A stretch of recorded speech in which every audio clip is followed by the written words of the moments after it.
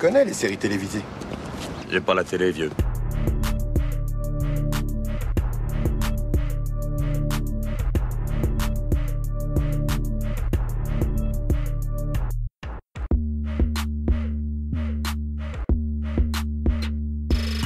Salut à toutes, salut à tous, soyez les bienvenus dans la saison des séries, votre podcast consacré aux séries d'hier et d'aujourd'hui. Je m'appelle Junior, je suis très heureux de vous retrouver, j'espère que tout va bien de votre côté. Un rappel habituel, si vous aimez cette émission et que vous souhaitez nous aider à la faire connaître à un maximum de monde, n'hésitez pas à en parler autour de vous et n'hésitez pas à écrire un commentaire et 5 étoiles sur les plateformes Apple Podcast, iTunes, Podcast Addict ou Spotify. Ma complice du jour, vous aviez déjà pu l'entendre dans l'épisode précédent consacré à la série britannique Vigile. Il s'agit d'Hélène. Salut Hélène. Salut Junior. Tu vas bien ?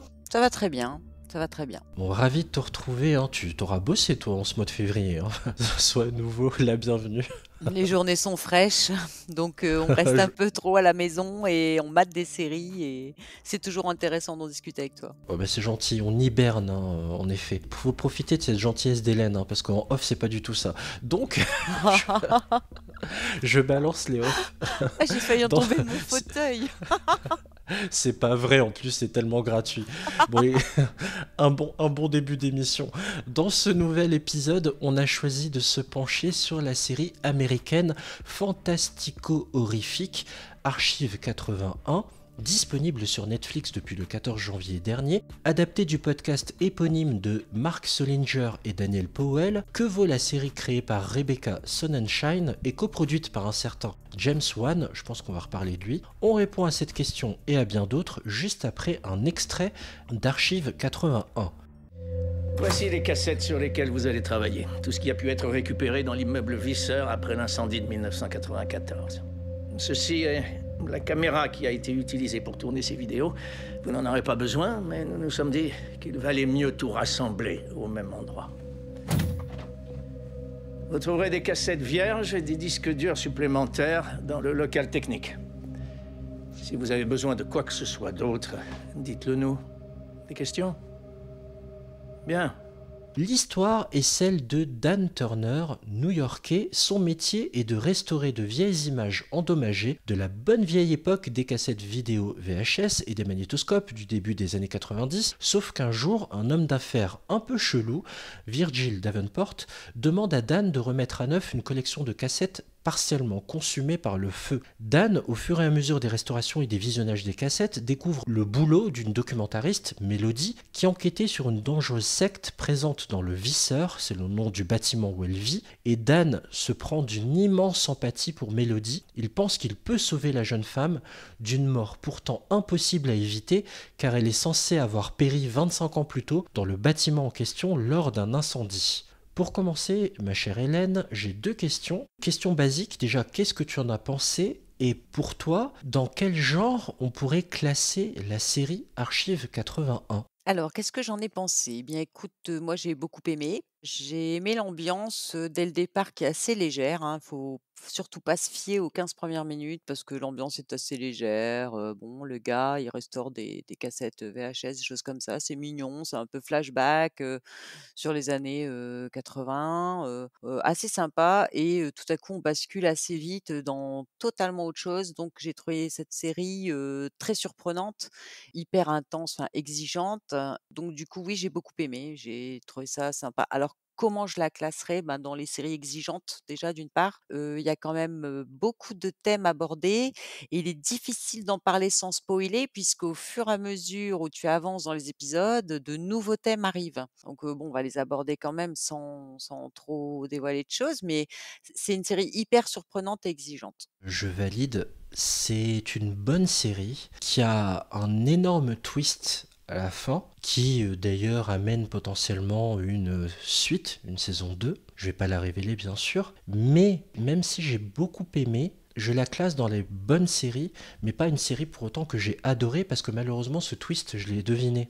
Mais ce qui fait que j'ai aimé malgré tout, c'est justement toutes les thématiques qui y sont traitées, la qualité des comédiens, les effets visuels, les effets sonores qui s'ancrent en nous, téléspectateurs. Ça nous pénètre de par nos oreilles, de par nos yeux, ça marche pleinement, complètement. Et ça, j'ai trouvé ça vraiment extrêmement plaisant. Et il y a un vrai mystère qui demeure sur le final. Même si je l'ai deviné, le twist, il reste des pistes encore énigmatiques à explorer. J'avais l'impression qu'on marchait sur les pas un peu de Lost à la fin de la saison 1. Cette dose de mystère fonctionne vraiment bien. Ah, écoute, moi, pour reprendre ce que tu disais, moi, j'ai trouvé que c'était vraiment atypique. C'est-à-dire que quand tu mates une série, tu sais à peu près dans quel genre tu t'engages. Donc là, elle est étiquetée comme suspense épouvante. En fait, dans le suspense épouvante, on peut s'attendre à tout quand on la commence, c'est-à-dire de l'ésotérisme. On peut aussi partir sur le mysticisme, sur le surnaturel, enfin, sur plein, plein, plein, plein de thèmes. Le truc avec cette série, c'est que moi, contrairement à toi, j'avais pas vu venir, la fin, puisque j'avais imaginé encore d'autres choses. Je la classerais comme, les séries dont on ne peut pas louper une minute sans, perdre complètement le fil, c'est-à-dire comme Dark. Puisque Dark, ça n'a rien à voir bien sûr, mais Dark, c'est une série qui est très exigeante et il faut être très attentif, il faut vraiment suivre du début jusqu'à la fin. Il y a beaucoup de petits détails à retenir et je pense qu'Archive 80 fait partie des séries, pour lesquelles vaut mieux revoir 2 fois. Je pense qu'on doit la savourer un peu plus à la deuxième fois puisque, il y a plein de détails qui ont dû nous échapper, ça tape un peu dans tous les sens et moi, au contraire, j'ai eu du mal à anticiper, la suite et la fin. Alors, je parle vraiment juste du dernier épisode hein, qui est tout frais parce que j'en sors aussi juste avant qu'on enregistre cette émission. C'est vraiment juste le final, toute l'évolution. Alors là, j'ai marché à fond, quoi. C'est extrêmement bien raconté, c'est extrêmement surprenant, extrêmement déroutant. C'est évidemment souvent une question de vie ou de mort. Des gens qu'on pensait disparus qui ne le sont peut-être pas, ou vice-versa. Ça joue tout le temps sur cette ambivalence-là, et c'est ce que j'ai beaucoup aimé, et ça fonctionne à plein régime. À mon tour de donner une réponse à cette question, dans quel genre classer cette série, moi je la considère plus comme une espèce de thriller psychologique. De l'horreur, il y en a pas, il y en a, mais pas tant que ça. Et je trouve que ça m'étonne pas quand on voit qui est le producteur. On lorgne plus vers du Insidious ou des choses comme ça. Oui. Donc c'est James Wan, hein, qui on doit Saw, Insidious, Conjuring. On lorgne plus vers des thrillers psychologiques comme ça d'épouvante que vers de l'horreur pure et dure. Oui, c'est vrai. Enfin, ils appellent ça suspense épouvante. Enfin, moi, j'ai ce que j'ai trouvé pour mettre une étiquette dessus. Malgré tout, on essaie d'en mettre une. C'est vrai que c'est plus suspense épouvante que série horrifique. T'as raison parce que bon, pour mater aussi des séries horrifiques, ça n'a rien à voir. Par contre, j'ai remarqué que au niveau du casting, on a quand même des gens qui ont fait des séries. Alors, comme par exemple, un des protagonistes, c'est Virgil Davenport. On va en parler après en évoquant le casting. C'est quelqu'un qui a tourné énormément donc c'est, Martin Donovan, c'est quelqu'un qui a tourné énormément de films et de séries. Il est hyper connu, c'est un visage, familier maintenant. Il a quand même fait Silent Hill, Ghost Whisperer aussi, il apparaît dans la série. Je pense que, ça nous oriente un peu vers ce qu'il cherchait à donner, comme ambiance. Parce que ce type, pour moi, il est vraiment plus, catégorisé dans ce type de suspense, épouvante, surnaturelle, enfin, tu vois? Les choses un peu, originales. Et je voulais faire aussi un parallèle avec, d'autres séries puisque cette série, non seulement tu dis que bon, voilà, il y a enfin, c'est un peu, du suspense, de l'épouvante, mais il y a aussi quand même, des événements surnaturels, il y a des effets spéciaux, donc ils sont très bien retranscrits, comme tu le disais très justement, au niveau visuel.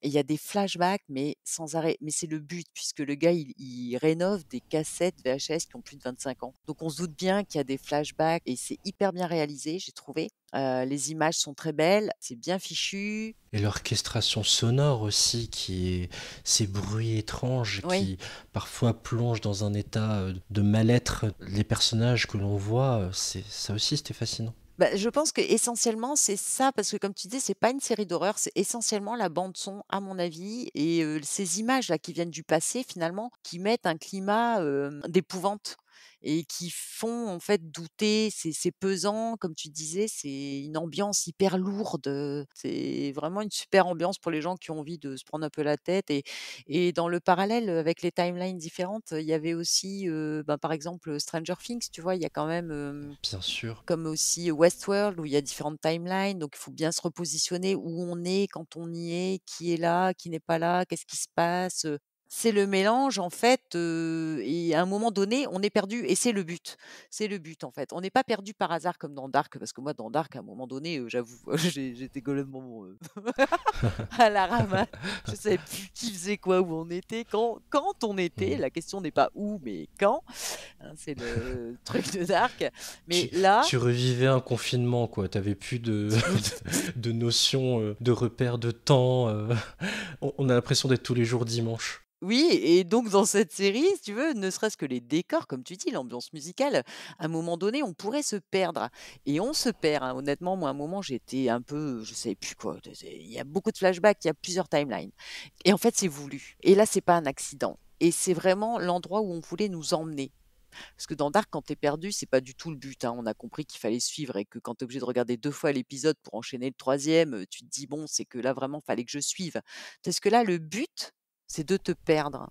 C'est une série où tu te perds, mais c'est volontaire, quoi. Mm. C'est vraiment, on veut te déstabiliser.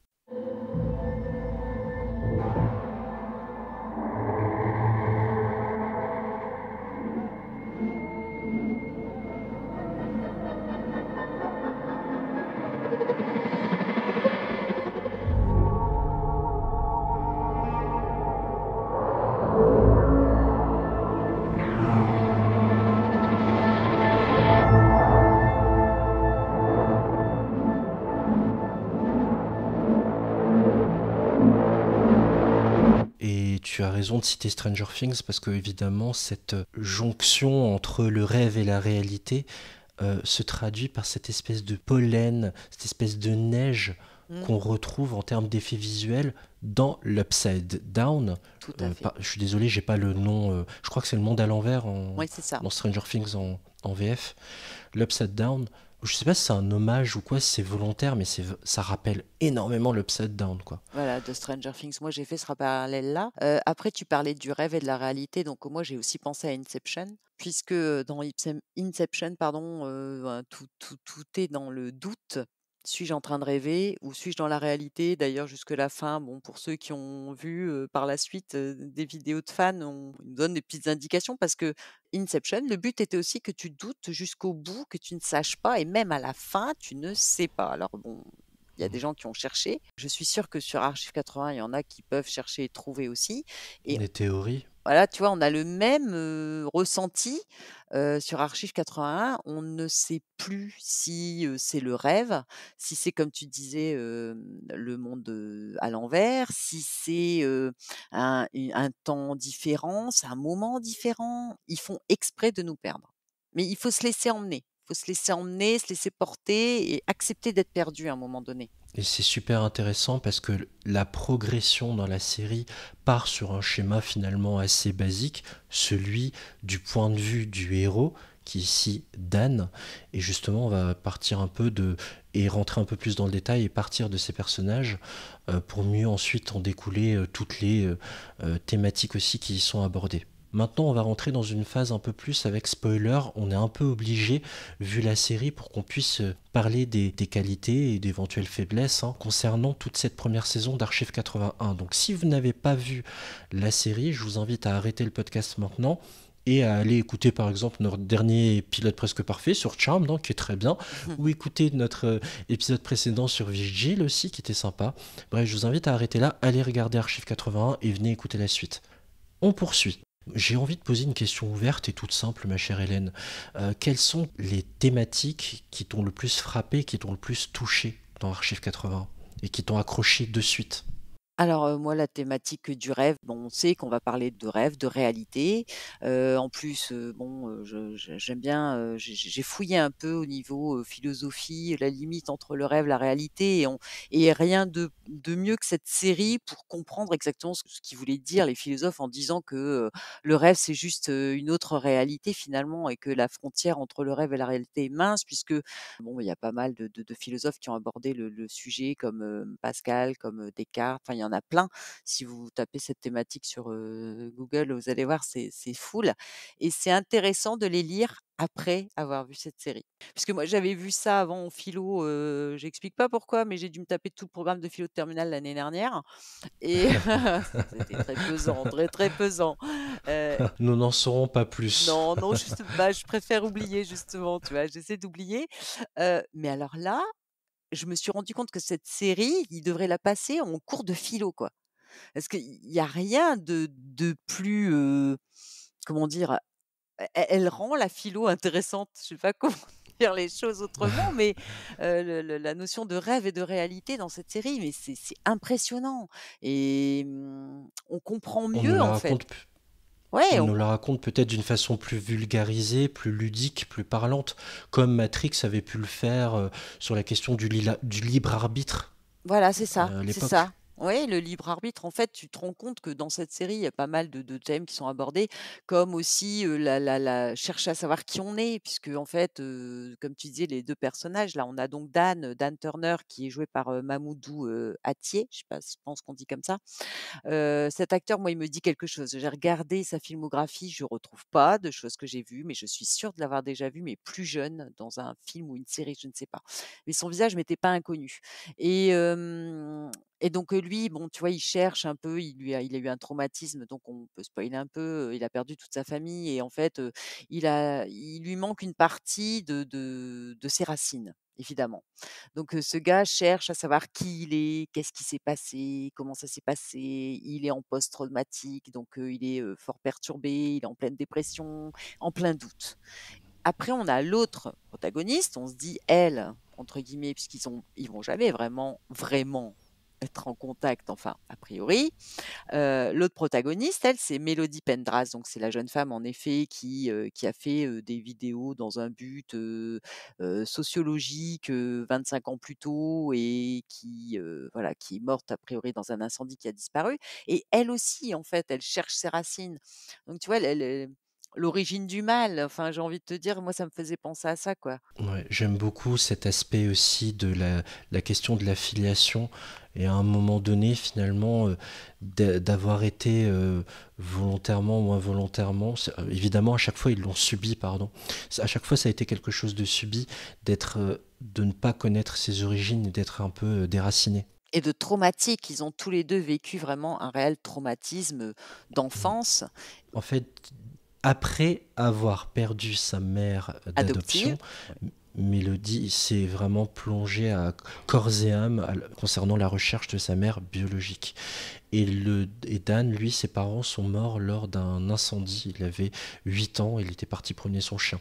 Là, on entre dans quelque chose de beaucoup plus dur hein, et pas du tout léger comme Hélène vous l'expliquait. Ouais, c'est vrai que bon, ils sont tous les 2 perdus en fait et tu compares avec Lost et je trouve que finalement c'est une super comparaison parce que Lost, voilà, perdu et là franchement, les personnages sont perdus, les 2 principaux protagonistes, hein, le spectateur est perdu, faut le dire, on est perdu un moment, mais ce qui est bien, c'est que c'est une perte contrôlée, c'est-à-dire que tu pas perdu par hasard. Ils essaient vraiment de te plonger dans l'état d'esprit des héros et vraiment ils y arrivent. Moi, ils ont réussi pour moi.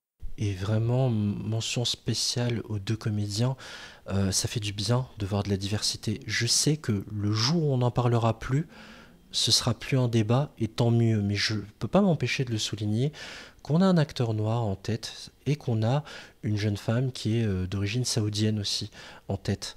Et ça fait du bien, voilà, juste une petite aparté. Je suis à la recherche d'une historienne, c'est pour ça que je suis là. Julia Bennett. Elle a réalisé plein de travaux fantastiques dans les années 70. Et puis elle a disparu de la circulation, voilà. Il semblerait qu'elle vivait ici, c'était sa dernière adresse. J'espérais trouver quelqu'un qui se rappelle d'elle. Il y a une femme qui occupe un appartement situé au 4e étage. Le 4G. On ne l'a pas revue depuis des années, mais sa boîte aux lettres, par contre, déborde souvent de courrier. Voulez-vous voir ce que dit votre futur? Pour prolonger un peu ce que tu dis, en effet, tout part d'un savoir-faire concernant chacun de ces personnages. On a celui qui restaure des cassettes vidéo, qui a une vraie passion pour ça, pour redonner vie à finalement des produits qu'on pensait perdus. Et là, on est dans les années 2020, et pendant ce temps-là, dans les années 90, on a Mélodie qui fait un reportage au vieux caméscope Sony, et je suppose que tout ce côté nostalgique aussi, de réparation de ces vieux fichiers qui, a priori, sont destinés à la poubelle, ont dû beaucoup t'interpeller aussi, Hélène. Oui, bah, c'est un peu le parallèle qu'on pouvait faire avec Stranger Things, c'est qu'on revient en arrière sur voilà, des temps passés, et c'est sympa, c'est de plus en plus sympa, je trouve, quand c'est repris comme ça. Oui, donc ce gars-là, moi, tu vois, Dan, je l'ai vu un peu comme, quelqu'un qui essaie de réparer le passé, et le sien comme, celui des autres, et il se pose en sauveur, en fait. C'est le sauveur du passé, enfin, et pourtant, c'est pas du tout le personnage, qu'on aurait vu typiquement dans ce rôle-là, mais il prend toute la place, et moi, j'ai adoré. Je l'ai adoré dans cette série, Oui. enfin, je l'ai trouvé formidable, franchement. Dès le pilote. Ah, Dès le dès le pilote, quand pilote, il, ouais. quand il se prend d'affection pour l'histoire que lui raconte à travers ce documentaire, donc Mélodie, et quand il est inquiet pour le destin d'une petite fille, donc Jessica dans l'histoire, et qu'il a la larme à l'œil, c'est poignant, et tout de suite on se prend aussi d'affection pour lui. Mais carrément. Et moi, j'ai trouvé qu'il crevait l'écran, quoi. C'était lui, honnêtement, la jeune femme. Donc, c'est Dina Chiabi, qui est d'origine, comme tu disais, saoudienne. Son père est saoudien et allemand, sa mère. Enfin, elle, c'est vraiment l'explosion de la diversité, puisque ses deux parents sont Ouais. aussi issus de la diversité. Et bon, alors En elle, gros, tu elle est vois, typée, et oui, tant voilà. mieux. Alors elle, apparemment, eh ben, j'étais hyper étonnée. Elle était dans la saison 2 d'Altered Carbone, que j'ai regardée, et je ne me souvenais pas du tout d'elle. Alors que Ouais, elle a fait lui, que des petits rôles, ouais. voilà, mais même, tu vois, lui, je sais que je l'ai vu quelque part, et j'ai regardé sa filmographie. Oui, j'ai dû le croiser dans certaines séries, mais je me souvenais de lui. Et je trouve que lui, il dégage quelque chose que elle, même si elle est parfaite, hein, franchement, j'ai rien à redire. Elle, je me rappelais pas sur Altered Carbone, pourtant, voilà, et vraiment, c'est parfait, quoi. Vraiment, le casting est parfait. Comme je disais tout à l'heure aussi, Martin Donovan qui joue Virgil Davenport, donc le mécène, hein, Ça- qui oui. embauche Dan pour restaurer les cassettes, donc les fameuses cassettes où apparaît Mélodie Pendras. Et Euh, qui est un gros connard, hein, faut quand même le dire, c'est un gros connard dans la série. Oui, bon, il en faut un, hein, et encore, dans la série, il y en a qu'un, j'ai envie de te dire. Non, il y en a pas qu'un, il y en a plusieurs. Oui, il y en a Mais les autres, plusieurs. ils sont tapés du boulot, enfin, ils sont un peu, voilà, il y a un gros problème, ils ont chaviré leur Petite cafetière, comme on référence dit. voilà, référence à Samuel, entre autres. Et c'est pas le seul. Mm. Mais on a aussi un autre acteur, je sais pas si tu l'as reconnu, Marc, donc qui est joué par Matt McGorry. Lui, il a Oui, joué alors dans Murder. Moi, je l'ai adoré dans Murder, mais alors il a complètement. Je me dis, j'ai déjà vu ce mais gars, mais il a pris du pareil. poids, hein, je pense. C'est la Mais barbe, mais je oui, il a pense qu'il vraiment changé. n'y a pas que la Mm. barbe. Et j'ai peine à le reconnaître. Et il a joué dans pas mal de séries comme Orange is the New Black. C'était le jeune gardien de prison d'Orange is the New Black. Et il était trop, trop bien et tout. Et lui, tu vois, pour te dire que j'ai été surprise par cette série parce que à tout moment dans la série, tu t'attends à ce que les rôles s'inversent. Tu sais, le truc classique, le gentil, ton meilleur pote qui te trahit. Et en fait, pas du tout. Et j'ai adoré que justement, ils partent pas dans cette voie-là. C'est aussi une très belle histoire d'amitié entre Dan et Marc. Putain. Quoi? Dis pas putain. Cette foutue bague est maudite. Marc, tu sais que je crois pas au surnaturel. C'est vrai. Tu crois pas au surnaturel, toi le grand paranoïaque. Toi qui crois toujours que t'es surveillé. Écoute, je dois me lever tôt. Désolé. Le musée n'ouvre pas avant midi. Ouais, Depuis quand tu dois te lever tôt? on se voit la semaine prochaine, promis. Eh, Dan. Tu me préviens si t'as un nouveau coup de déprime. Pas de bêtises cette fois. Si t'as besoin d'aide, je suis là pour toi. Ouais, je te préviendrai. Ça roule. Déconne pas avec moi. D'ailleurs, on peut enchaîner avec toute la question, tu parlais du rêve, de la réalité tout à l'heure, mais il faut aussi parler de toujours cette question rêve, réalité, démon ou pas. Ça m'a beaucoup rappelé Evil aussi, cette distinction entre la foi et donc la croyance, la religion et la science pour soigner quelqu'un. Surtout quand justement tu te mets à croire à ces possibles présences du diable, parce que toute la série tourne autour de ça. J'ai beaucoup aimé la question de la dépression et de la santé mentale, la façon dont elle est traitée dans la série. Ouais, en fait, c'est vrai qu'il y a énormément de thèmes abordés. C'est quand même complet, puisque comme tu le dis, il y a le mysticisme diabolique aussi en termes de comportement sectaire, enfin les sectes, on appelle ça diaboliques, hein, des sectes du diable. Et c'est vrai que enfin, c'est pas présenté tout à fait comme ça. C'est hyper original en plus parce qu'on s'y attend pas trop. Moi, je m'y attendais un peu assez rapidement au bout du troisième épisode, il me semble, où elle les surprend dans la salle en train de voilà. Ah oui, il faut quand même raconter la communion, quoi, cette espèce de session assez étrange. Il y a une voisine qui pensait que c'était une orgie. Une orgie sexuelle et en fait, on sent que un peu comme dans, Haunting of Hill House, c'est le son essentiellement, hein, qui fait toute l'histoire et comme dans les maisons hantées, mais sauf que là, c'est tout un immeuble et que, tous les habitants de l'immeuble ont l'air complètement chelous, quoi. C'est hyper intéressant parce que tous les thèmes sont abordés comme tu disais, donc il y a le mysticisme, le surnaturel, les mondes parallèles et on aborde même la sorcellerie, dans cette série, qui n'est pas ultra développée. Je pense que ce sera l'objet de la saison 2 puisqu'on sent tout de suite qu'il va y avoir une saison 2 parce que là, c'est impossible. Ils pouvaient pas aborder de toute façon tous ces thèmes, en une seule, saison. C'est impossible. On découvre au fur et à mesure que les éléments se rajoutent, se rajoutent, se rajoutent et pour mettre autant de thèmes différents dans une seule série et réussir le résultat sans qu'on soit, enfin qu'on dise: «Oh là là, c'est n'importe quoi», ben, il fallait un sacré talent quand même, je trouve. Oui, il y a une vraie, c'est ça qui est génial dans cette série, c'est qu'il y a une vraie montée en puissance à l'image de ce générique étrange. Il y a une vraie montée en puissance où tu penses que le puzzle va être en une centaine de pièces, et en fait non, il va être en des milliers de pièces. C'est ça, moi, qui m'a vraiment plu et fasciné. C'est cette capacité à jouer avec nos nerfs sur le fait d'avoir un héros, Dan, qui sort à peine d'une dépression qui a été extrêmement compliquée, donc suite à une rupture parce que sa chérie le trompait. Ça, j'ai beaucoup aimé. Et puis, pareil pour les gens du bâtiment, quoi. En qui tu peux te fier? Tu penses que tu peux te fier à l'un, puis finalement non. Même l'homme de maintenance là qui dit à la dame, ça m'a rappelé un petit côté, il y a un petit côté Shining, n'allez pas au 6e étage, n'allez pas dans telle chambre. Mais il Oui, y a c'est même une vrai. référence à Jack Torrance, il y a même une référence à Mark qui dit à Dan, quand il va s'isoler dans cette maison, t'as pas intérêt à virer fou comme Jack Torrance. Enfin, vraiment, il y a une imbrication et tu l'as dit, hein, une jubilation à jouer entre. Est-ce qu'on peut leur faire confiance aussi aux héros, qui est plutôt bien faite.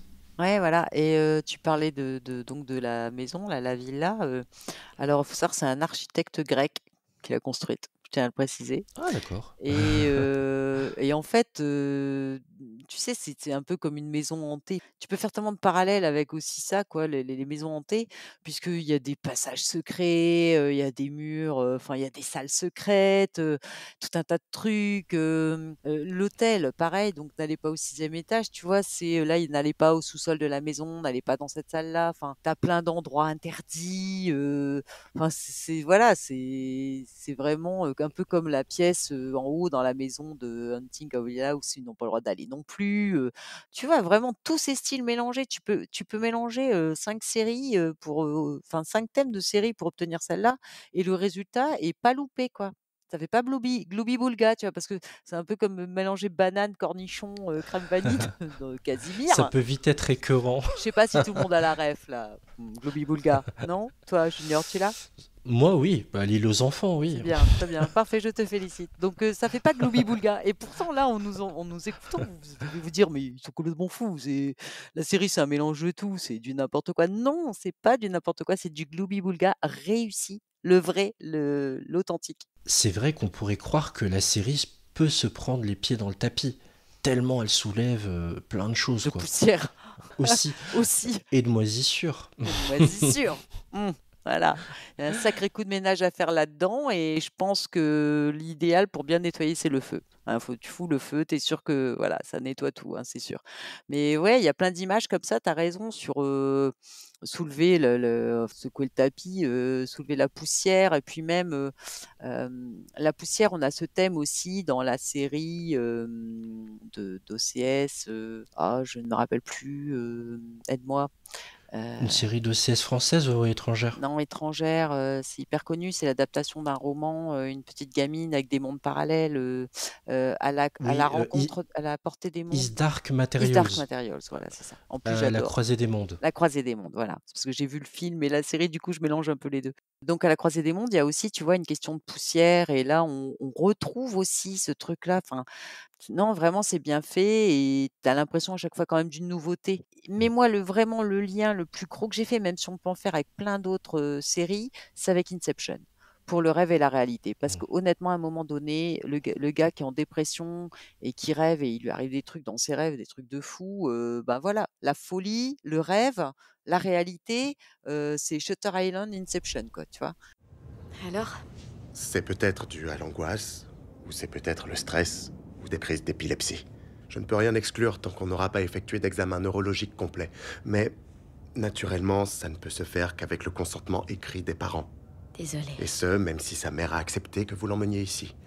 Je me fais du souci pour elle. Je comprends. Et vous, Mélodie, comment allez-vous? J'ai décidé d'aller jusqu'au bout.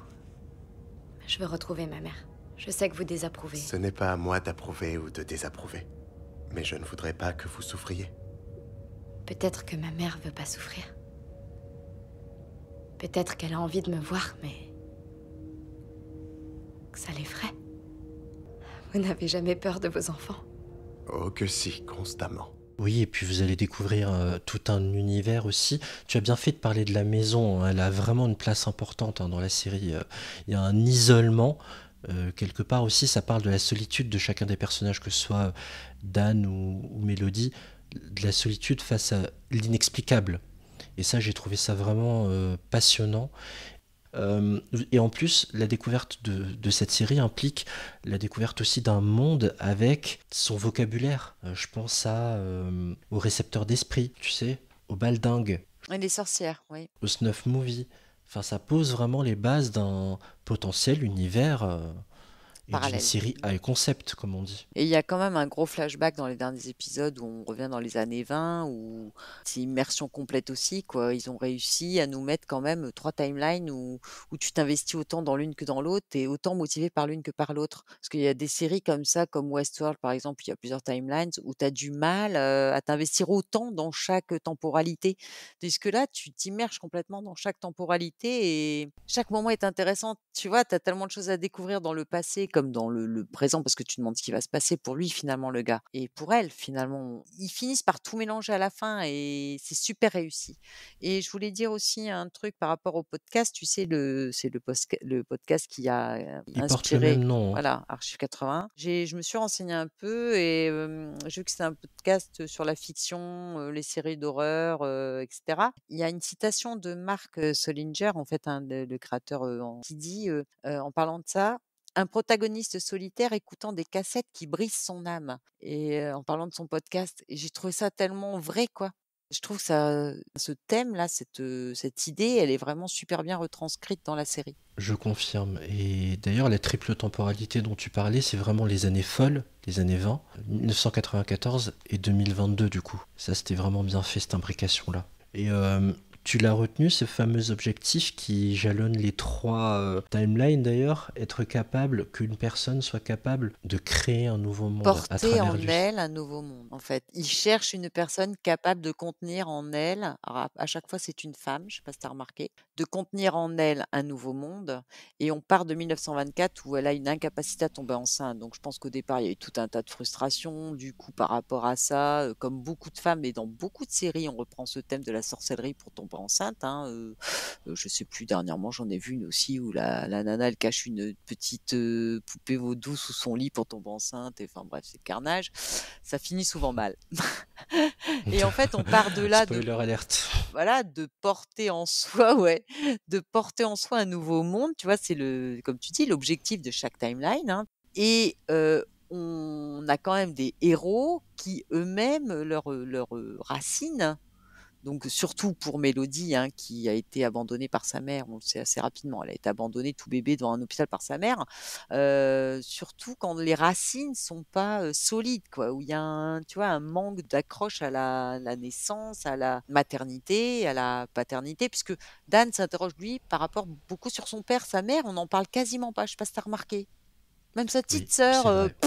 en fait, il s'accroche à son père et Mélodie s'accroche à sa mère, en fait, à leur, alter ego, dans le passé. Et en 1924, la nana, elle est aussi fort influencée par son père qui a voulu créer quelque chose et elle reprend la suite, mais avec l'objectif de donner vie elle-même, de porter un autre monde dans son corps. Et on parle, hein, de snuff movie et cetera, enfin, c'est hyper profond, en fait. Il y a plein, plein de petits détails comme ça et quand vous faites le lien entre tous les détails, c'est hyper impressionnant de voir, cette toile qu'ils ont tissée quoi dans cette série. C'est une toile de centaines de fils qui sont tissés et qui tient le coup quoi, qui est belle à la fin. Le résultat est génial, je trouve.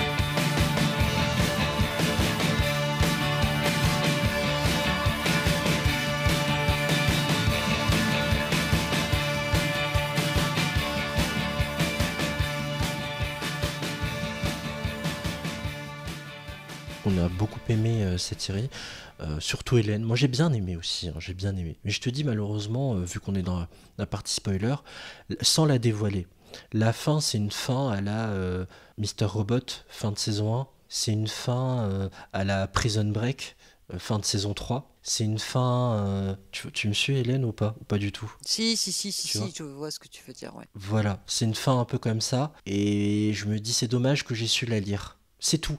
Parce que le reste est encore mystérieux. Je dis pas que c'est pas bien, c'est bien de relancer la machine. Mais j'étais sûr qu'ils allaient relancer la machine de cette façon-là. Mais je suis d'accord avec toi sur la fin. Sur la fin, je suis d'accord avec toi. C'est juste, c'est le seul tout le reste, j'ai adoré. Ne vous fiez pas, c'est parce que à force de regarder des séries, on devient de plus en plus exigeant aussi. Mais je vous assure que vous avez passé un agréable moment. N'hésitez pas à vous plonger dans cette archive 81. On vous laisse vraiment vous faire votre opinion. Il y a une saison, on n'a pas encore des nouvelles concernant le renouvellement de la série, mais ça ne serait tardé. Enfin, quand je l'ai regardé, c'était encore dans le top 10 des nouveautés les plus regardées, donc ça marche bien, je pense. Oui, moi j'ai lu qu'apparemment, oui, c'était prévu, hein. Ils avaient prévu de toute façon d'en faire 2 au moins. Je pense qu'on aura le droit à la deuxième, vu le Mm. succès, et on en parle beaucoup. Ouais, ce serait dommage de la couper dans son élan. En tout cas, faites-vous votre propre opinion sur cette première saison de 8 épisodes d'Archive 81. Qui est disponible sur la plateforme Netflix. D'ailleurs, n'hésitez pas à envoyer vos avis sur nos réseaux sociaux. On aimerait beaucoup avoir vos retours sur cette série. Qu'avez-vous pensé d'Archive 81? N'hésitez pas à nous faire part de vos critiques. Avant de conclure, je voudrais juste remercier tout particulièrement ceux qui ont pris le temps de nous laisser un avis sur les différentes plateformes où on peut le faire. Un merci à Soho qui nous a laissé un message très sympa. Un merci à Oli Gougou. Alors c'est son nom, hein, te moque pas Hélène, mais c'est comme ça qu'on dit, je crois, Oli Gougou. Tu connais Et pas mon nom un de famille, merci. dont tu rirais aussi. Mais si je le connais.